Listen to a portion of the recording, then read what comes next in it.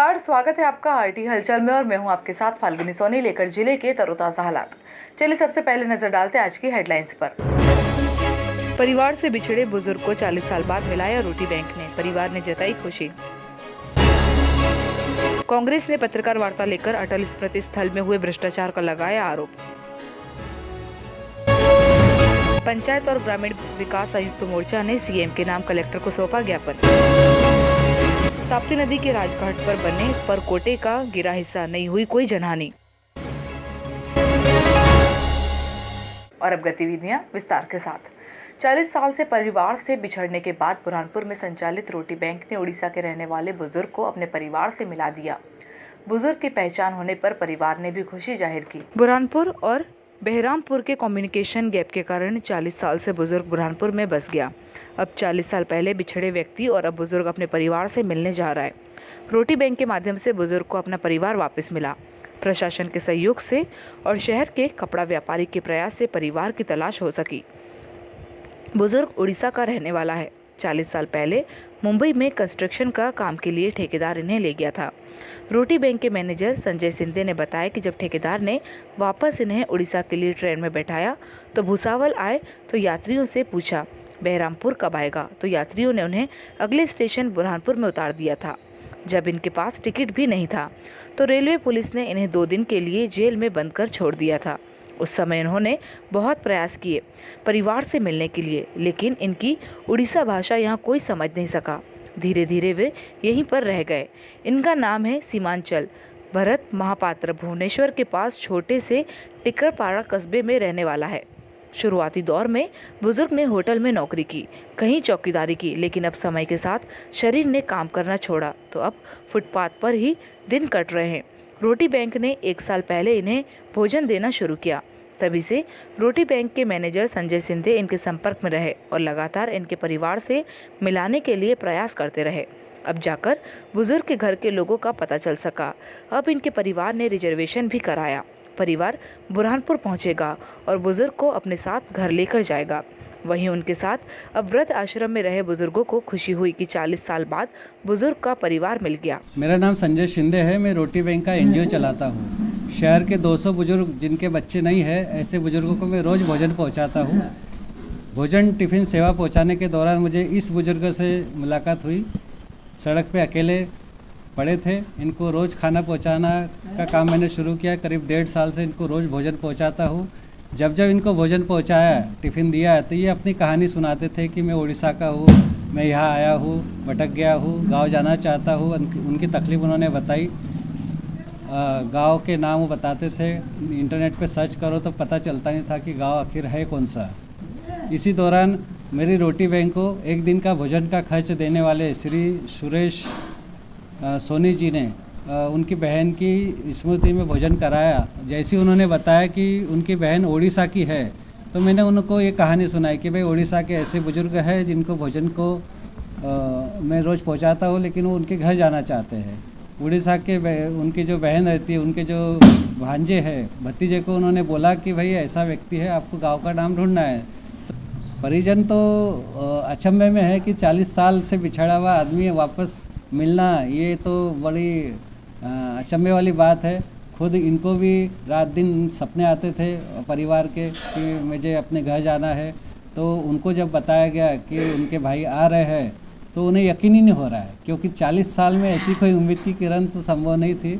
लेकिन काफ़ी लोगों का सहयोग रहा उनके गांव को ढूंढने में, और आज उनके भाई लोग, परिवार के लोग आ रहे हैं। बताइए, आपके साथ आश्रम में रहते थे, अब ये इनका परिवार मिलने जा रहा 40 साल बाद। ये खुशी की बात है कि 40 साल के बाद अपने परिवार से, बिछड़े परिवार से मिलने जा रहे हैं। खुशी की बात है। हमें तो दुख तो होगा कि हमारे साथ समय बहुत अच्छा रहा उनका।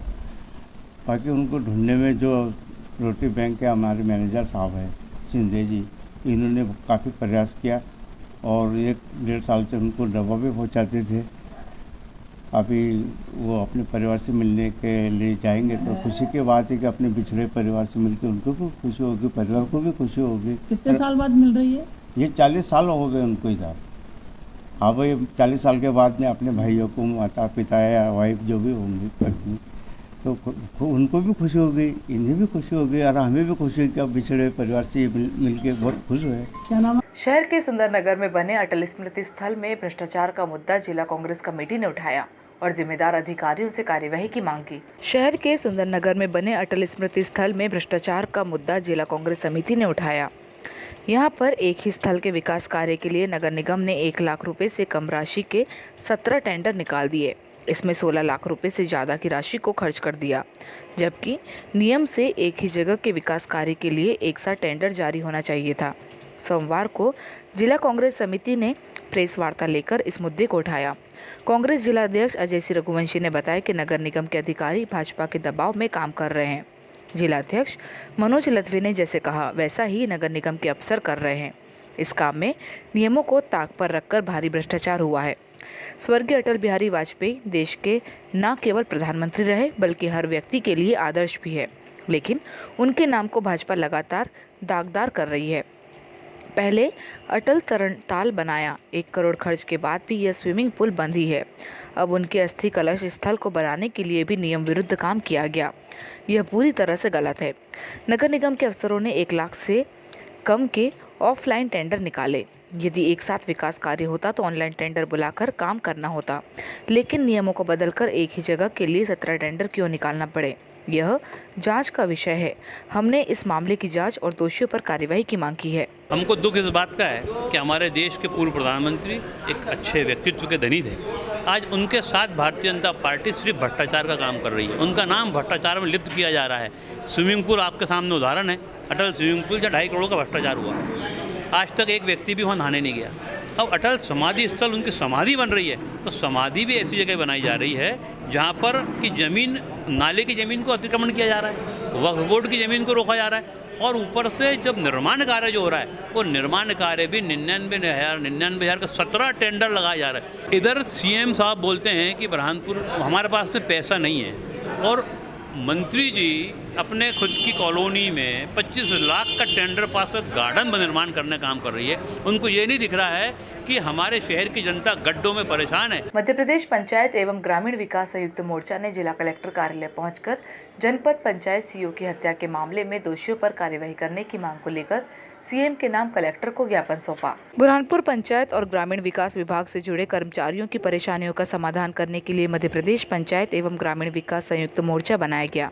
मोर्चा ने सोमवार को पंचायत और ग्रामीण विकास से जुड़े कर्मचारियों की परेशानी, राजनीतिक दबाव के कारण आत्महत्या जैसे मामलों के विरोध में मौन रखा और ज्ञापन देकर समस्या के निराकरण की मांग की।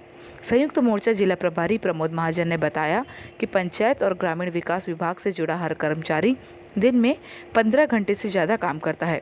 शासन प्रशासन स्तर से जो काम मिलता है, चाहे वह विभाग का हो या नहीं हो, पूरी मेहनत से करते हैं, लेकिन इसके बावजूद राजनीतिक दबाव से हम सभी पीड़ित हैं। राजनीतिक प्रताड़ना के कारण भीकनगांव जनपद सीईओ राजेश बाहेती और गंधावा पंचायत उपयंत्री प्रवीण पवार ने मानसिक प्रताड़ना के चलते आत्महत्या कर ली। इन मामलों से साफ है कि पंचायत कर्मी किन कठिनाइयों में काम कर रहे हैं। इनकी समस्या के निराकरण के लिए अब संयुक्त मोर्चा का गठन हुआ। संयुक्त मोर्चा में पंचायत सचिव, रोजगार सहायक, मुख्य कार्यपालन अधिकारी, अभियंता संघ, ग्राम रोजगार सहायक, प्रधानमंत्री आवास, समग्र स्वच्छता, NRL ब्लॉक समन्वयक, जिला जनपद पंचायत कर्मी शामिल है। अब प्रदेश स्तर पर एक साथ आंदोलन होगा। सोमवार को कलेक्टर कार्यालय में सभी कर्मचारियों ने जनपद सीईओ और उपयंत्री की आत्मशांति के लिए 2 मिनट मौन रखा और अपनी मांगों के लेकर मुख्यमंत्री के नाम ज्ञापन सौंपा। मध्य प्रदेश ग्रामीण विकास विभाग का संयुक्त मोर्चा जो आज ज्ञापन देने जा रहे हैं, पूरे मध्य प्रदेश के 52 जिलों में एक समय पूरे जिलों में आज दिया जा रहा है। ज्ञापन देने का मुख्य उद्देश्य जो है, जो हमारे बिकनगांव के सीईओ सर है राजेश बाहेती जी द्वारा जो आत्महत्या की गई थी, उस आत्महत्या के प्रकरण में आज तक कुछ कार्रवाई, ठोस कार्रवाई नहीं हुई है। उसके अलावा और एक जो प्रकरण आए हैं अभी धार जिले का, इंजीनियर जी पवार इंजीनियर द्वारा ये आत्महत्या की गई है। तो ये आत्महत्या के पीछे कारण क्या है, ये रीज़न शासन को समझना होगा, और आत्महत्या के लिए जवाबदार कौन है, उसके ऊपर ठोस कार्रवाई हो। ताप्ती नदी के राजघाट पर बने परकोटे का कुछ हिस्सा गिर गया है। क्षेत्रवासियों ने जिम्मेदार अधिकारियों से इस ओर ध्यान देकर परकोटे की मरम्मत करवाने की मांग की। शहर के राजघाट के पास परकोटे का एक बड़ा हिस्सा टूटकर गिर गया। यहाँ पर पासी समाज की माता का मंदिर है। जिस समय परकोटे का हिस्सा गिरा उसी समय माता की पूजा करने के लिए सैकड़ों लोग जाने वाले थे, लेकिन लोग पार्षद के घर शादी समारोह में शामिल होने के लिए गए थे। संयोग से सभी की जान बच गई। एक बार फिर पुरातत्व विभाग की लापरवाही सामने आई। परकोटे का हिस्सा गिरने से पूरे शहर में हड़कंप मच गया। घटना रविवार रात लगभग 9 बजे की है। राजघाट के पास ताप्ती नदी के किनारे पर परकोटे का हिस्सा भरभरा कर गिर गया। बड़े बड़े टुकड़े लुढ़क कर नीचे तक आए। जहां पर परकोटे का हिस्सा टूटकर गिरा है वहां पर पासी समाज का मंदिर है। जिस समय परकोटे का हिस्सा गिरा उसी समय समाजजन माता के मंदिर पर पूजा करने के लिए जाने वाले थे, लेकिन पार्षद के यहाँ शादी होने के कारण पूजा का समय अगले सप्ताह कर दिया गया। अगर समाजजन माता के मंदिर पर जाते तो सैकड़ों लोगों की जान जा सकती थी। ये अपने घाट पे हम पासी समाज के। और क्या और भी जगह जर्जर हो रही है? हाँ, ये खिड़की भी अभी लोग आ रहे हैं, ऐसी सुविधा। शहर के लालबाग क्षेत्र में युवकों ने क्षेत्रवासियों को रोजगार देने के लिए पत्तल और दोनों के उद्योग का आज शुभारंभ किया। शहर के लालबाग क्षेत्र में APS एंटरप्राइजेज समूह द्वारा लोगों को रोजगार देने के लिए पत्तल और दोने की कम कीमतों पर मशीन उपलब्ध करवाई जाएगी और इससे बनने वाली सामग्री की कंपनी द्वारा ही खरीदी की जाएगी, जिससे कि लोगों को रोजगार मिलेगा। इस अवसर पर लालबाग के पूर्व पार्षद अमर यादव द्वारा उद्योग का शुभारंभ किया गया। पूर्व पार्षद अमर यादव ने बताया कि लालबाग क्षेत्र के राहुल सोनवड़े और पंकज पाठक क्षेत्र के लोगों को रोजगार देने के लिए पत्तल और दोने की कम कीमतों पर मशीनरी उपलब्ध करवाई जाएगी, जिससे बनने वाली सारी सामग्री कंपनी ही खरीदेगी। इंदौर से आए कंपनी के अधिकारियों ने बताया कि कई कंपनियां कम कीमतों पर मशीनें तो उपलब्ध करवा देती है, लेकिन उससे बनने वाली सामग्री नहीं खरीदी है, जिस कारण लोगों को परेशान होना पड़ता है। लेकिन हमारी कंपनी द्वारा लोगों से एग्रीमेंट करने के बाद सारी सामग्री खरीदी जाएगी। सर, ये APS एंटरप्राइजेस एक कंपनी है जो कि बेरोजगारों को और जो मध्यम वर्गीय लोग रहते हैं उन्हें खुद का कम पूंजी लगा के एक रोजगार लगाया जाता है। बरहानपुर में जिले में आज यहाँ पर शुभारंभ हुआ है। सबसे पहले राहुल जी को, पंकज जी को बधाई देना चाहूँगा। जो आज की मूलभूत आवश्यकता है रोजगार, इन्होंने जो प्रयास किया है, हम तो एक सिर्फ माध्यम होते हैं, और जो इंदौर से हमारी कंपनी के अधिकारी लोग आए हैं, सभी लोग, इन्होंने जो सहयोग दिया, हर वार्ड में इस मशीन के माध्यम से हर घर में रोजगार खुले और लोगों को रोजगार मिले। रोजगार का आज की हालत बहुत ज़्यादा दैनिक है। ये देखिए, सबसे पहले तो बात है कि जैसा हम तो एक मशीन खरीदने के उद्देश्य से गए थे, जिस टाइप में फिर हमें पता चला कि खंडवा में कि इसकी डीलरशिप भी हम ले सकते हैं। जिस टाइप में हमने देखा कि लोगों को ये तो रोजगार देने लायक है और घर बैठे का काम है, और अगर कोरोना में भी मतलब कैसा है, सभी जने घर बैठे कर सकते हैं। तो कोरोना काल में पेंडेमिक में क्या हुआ है कि सारी मतलब जो दुकानें वगैरह मार्केट बंद रहता है, लेकिन यह एक ऐसा उद्योग है कि घर बैठे आप स्वयं, घर के लेडीज है, घर के बच्चे 15 साल के ऊपर का, इसे कोई भी कर सकता है। मतलब जिले के पहले सुसज्जित लालबाग थाने का शुभारंभ निमाड़ रेंज के DIG तिलक सिंह ने किया। थाने के शुभारंभ से पुलिस कर्मियों की कार्यक्षमता में वृद्धि और फरियादी को स्वच्छ माहौल मिलेगा। जिले के पहले सुसज्जित लालबाग थाने का शुभारंभ निमाड़ रेंज के DIG तिलक सिंह ने किया। DIG के साथ कलेक्टर प्रवीण सिंह, SP राहुल कुमार लोधा भी मौजूद रहे। लालबाग थाने के शुभारंभ से पुलिस कर्मियों की कार्यक्षमता में वृद्धि और फरियादियों को स्वच्छ माहौल मिलेगा। आने वाले दिनों में बुरहानपुर जिले के सभी थाने ऐसे ही विकसित होंगे। निमाड़ रेंज DIG तिलक सिंह ने SP राहुल कुमार की तारीफ की। देखिए, ये बेसिकली जो थाना है, इसको एक वर्क एनवायरनमेंट कल्चर जो है वो एक अच्छा करने के रूप से, और साथ साथ में ISO सर्टिफिकेशन, बेसिकली थाने में जो रिकॉर्ड्स होते हैं उसको व्यवस्थितीकरण कराना, उसको जो है वो सही ढंग से रखना, और साथ साथ में थाने में आने वाले जो भी पीड़ित व्यक्ति होते हैं उनको सुनने के लिए पर्याप्त व्यवस्था हो, बैठने के लिए जगह हो, और उनको अटेंड करने के लिए लोग प्रॉपर तरीके से रहे, वो किससे बात कर रहे हैं उसके बारे में जानकारी हो। तो एक ये जो वर्क एनवायरनमेंट कल्चर, उसको बेटर करने का एक प्रयास है, और साथ साथ में एक थाना उन्नयन का भी है प्रयास। जिले की ग्राम पंचायत बटजिरी में दरगाह पर जनसहयोग से सोलर लाइट लगाए गए। सोलर लाइट लगने के से अब दरगाह पर रात के समय में रोशनी रहेगी। बुरहानपुर जिले के ग्राम बटजिरी में जनसहयोग से दरगाह पर सोलर लाइट लगाए गए हैं। सोलर लाइट लगने से अब रात के समय में भी लोग दरगाह पर दर्शन करने के लिए जा सकेंगे। ग्रामीणों का कहना है कि लाइट नहीं होने के कारण दरगाह पर अंधेरा रहता था।